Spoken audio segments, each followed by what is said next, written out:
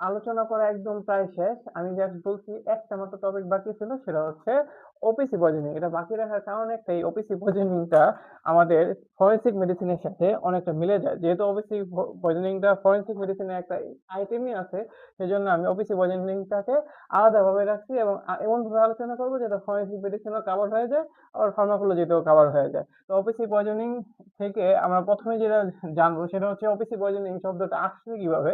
এই শব্দটা আসছে হচ্ছে ইনসেক্টিসাইড থেকে। ইনসেক্টিসাইড কি? ইনসেক্টিসাইড হচ্ছে একটা compound that are use to kill insect. ইনসেক্টকে কিল করার জন্য হচ্ছে এই ব্যবহার করা হয়, এই জিনিসটা ব্যবহার করা হয়। Insect which destroy plant or plant product, মানে আমরা বলতে পারি যে প্লান্ট অর প্লান্ট প্রোডাক্ট হচ্ছে ইনসেক্ট। তো এরপরে এখন এই ইনসেক্টিসাইডের এক্সাম্পল হিসেবে আমরা প্রথমেই বলতে পারি সেটা হচ্ছে ওপিসি। এই ওপিসি কে আবার আমরা যদি ক্লাসিফাই করি আমরা দেখব অ্যালকাইল কম্পাউন্ড, অ্যারাইল কম্পাউন্ড। এটা ফার্মাতে দরকার নাই, কিন্তু ফরেনসিকে দরকার আছে যে অ্যালকাইল কম্পাউন্ড কারা, অ্যারাইল কম্পাউন্ড কারা।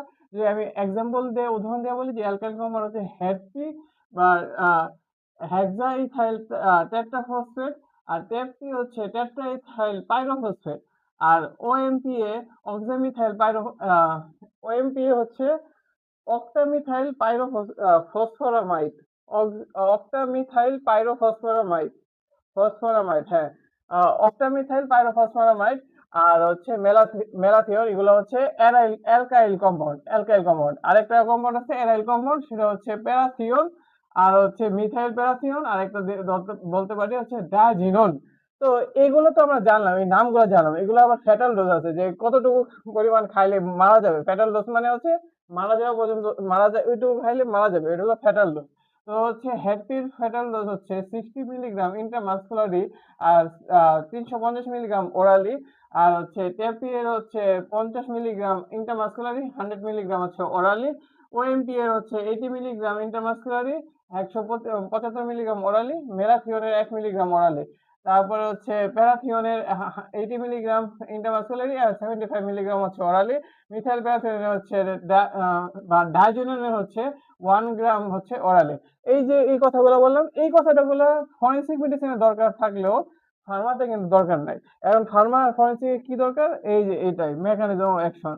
কিভাবে ওবিসি আমাদের পয়জন ঘটায়। ওবিসি কি করে? ওবিসি পয়জনিং ইনহিবিট করে অ্যাসিটাইলকোলিনাসের এনজাইম। আর আমরা জানি কি অ্যাসিটাইলকোলিনাসের এনজাইম কি করে? অ্যাসিটাইলকোলিনকে ভাঙে অ্যাসিডেট আর কোলিন তৈরি করে। তো অ্যাসিটাইলকোলিনাসকে ইনহিবিট যখন করে ওবিসি পয়জনিং অ্যাসিটাইলকোলিনাসের এনজাইমের সাথে বাইন্ড করে, যখন অ্যাসিটাইলকোলিনাসের এনজাইমকে ইনহিবিট করে, যখন এটাকে আর ব্রেকডাউন করতে দেয় না, তখন অ্যাসিটাইলকোলিন ব্রেকডাউন প্রিভেন্ট হয়। অ্যাসিটাইলকোলিন ব্রেকডাউন প্রিভেন্ট হলে কি হয়? অ্যাসিটাইলকোলিন শরীরের মধ্যে বেশি বেশি জমা হয়ে যাবে। তাহলে এটা বলা হয়েছে accumulate in sympathetic, parasympathetic and somatic সাইটের মধ্যে অ্যাসিটাইলকোলিন বেশি বেশি অ্যাকুমুলেশন বা জমা হয়। তারপরে কি হয়? ওভার অ্যাক্টিভিটি অফ অ্যাসিটাইলকোলিনের অ্যাক্টিভিটি বেড়ে যায়, প্রোডাকশন অফ সাইন সিনড্রোম। এখন কি প্রোডাকশন হয়? সাইন সিনড্রোম কি কি সাইন সিনড্রোম দেয়? আমরা এখন সেই সাইন সিনড্রোম গুলো নিয়ে আলোচনা করব। আলোচনা করতেছিলাম যে সাইন সিমটম কিভাবে, সাইন সিমটম গুলো কি হতে পারে। আহ ওবিসি পয়জনিং এর সাইন সিমটম গুলো কি, কোন সাইন সিমটম দেখলে আমরা বুঝতে পারবো যে এখানে ওবিসি পয়জনিং হয়েছে। এটা তিনটা সাইন সিমটমের হেডলাইন আছে। একটা হলো মাস্কারিনিক ম্যানিফেস্টেশন, একটা হচ্ছে নিকোটিনিক ম্যানিফেস্টেশন, আর একটা হচ্ছে সিএনএস ম্যানিফেস্টেশন। এই তিনটা নাম নাম প্রথমে বলতে হবে। এই তিনটা নাম বইলা পরে নামের ভিতরে কি হয় সেগুলো বলতে হবে। মাস্কারিনিকের মধ্যে আছে ব্রঙ্কোকনস্ট্রিকশন হয়, কারণ আমরা জানি মাস্কারিনিক রিসেপ্টর ব্রঙ্কিয়াল স্মুথ মাসেলকে কনস্ট্রিক্ট করে ফেলে। নশিয়া হয়, ভমিটিং হয়, ডায়রিয়া হয়, অতিরিক্ত মানে উদ্দীপনা হওয়ার কারণে এই সমস্ত জিনিসগুলো হয়ে থাকে। বার্ডিকার্ডিয়া হয়, হার্ট রেট কমে যাওয়ার কারণে বার্ডিকার্ডিয়া হয়। হাইপোটেনশন, বিপি কমে যাওয়ার কারণে হাইপোটেনশন হয়। ইনক্রিজ সুয়েটিনিং হয়, স্যালাইভেশন ইনক্রিজ হয়, ল্যাক্রিমেশন ইনক্রিজ হয়, মায়োসিস হয়, ব্লাড ভিশন হয়, ইউরিনেশন হয় বা ইউরিনারি ইনকন্টিনেন্স হয়। এগুলো হয় হচ্ছে মাসকারিনিক রিসেপ্টরে। নিকোটিনিক রিসেপ্টরে কি হয়? মাসেল উইকনেস হয়, টুইটেনিং হয়, ফাসিকুলেশন হয়, টাকিকার্ডিয়া হয়, হাইপারটেনশন হয়। হাইপারটেনশন দুইটাই হতে পারে। যদি নিকোটিনিকের রিসেপ্টর গুলো কাজ করে তখন হাইপারটেনশন হয়, যদি মাসকারিনিক রিসেপ্টরের উপর কাজ করে তাহলে হচ্ছে হাইপোটেনশন হয়। আর হচ্ছে সিএনএস ম্যানিফেস্টেশন হচ্ছে রেস্টলেস হয়, হেডেক হয়, ট্রেমর হয়, ড্রাউজিনেস হয়, স্লাড স্পিচ হয়, কোমা হয়, কনভালশন হয়।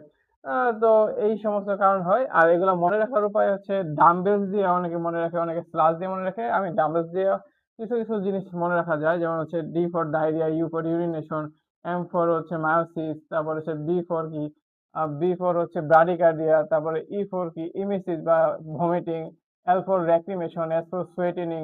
এগুলা হচ্ছে মনে রাখার একটা ট্রিক্স।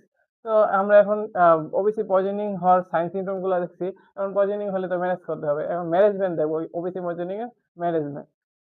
আমাদের সাইন সিমটম আলোচনা করা শেষ, এখন আমরা আলোচনা করবো ম্যানেজমেন্ট। প্রথমে এবিসি ম্যানেজমেন্ট দেব, এয়ারওয়ে ব্রিদিং সার্কুলেশন ঠিক করব, তারপর হচ্ছে ডিকন্টামিনেশন করব, যে সোর্স থেকে রোগীটাকে ওঠানো হয়েছে সেই সোর্স থেকে তাকে সরাবো, তার জামা কাপড় খুলে ফেলবো, তাকে মানে ওয়াশ করব, এইভাবে ডিকন্টামিনেশন করব। তারপরে গ্যাস্ট্রিক লেভেল দিব 1:5000 পটাশিয়াম পারম্যাঙ্গানেট এই অনুপাতে।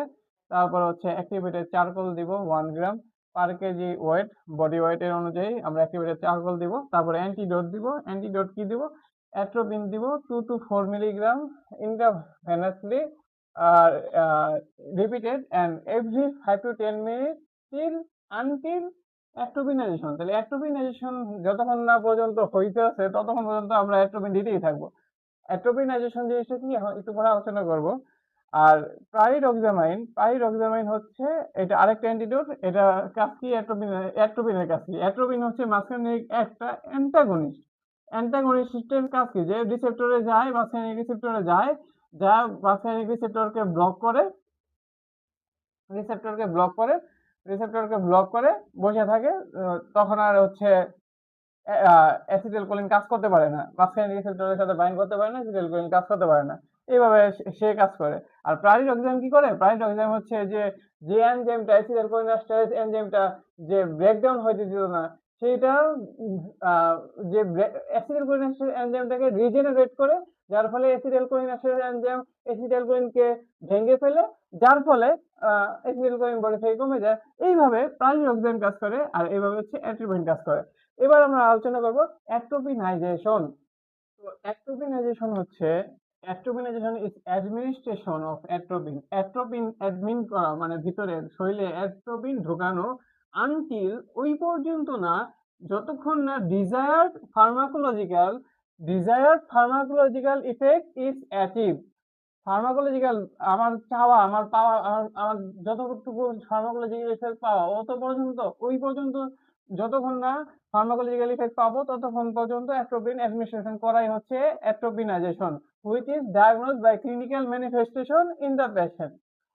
এখন অ্যাট্রোপিনাইজেশনের কিছু সাইন সিনড্রোম আছে, সেটা আমরা মনে রাখতে পারি এই একটা হচ্ছে সূত্র দিয়ে, সেটা হচ্ছে মনের ফুল দিয়ে তাকে ভালোবাসি। মনের দিয়ে হচ্ছে মাইড্রিয়াসিস, ফুল দিয়ে হচ্ছে ফ্লাশিং অফ ফেস, দিয়ে হচ্ছে dry skin, dry nose, dry mouth, তাকে হচ্ছে টাকিকার্ডিয়া।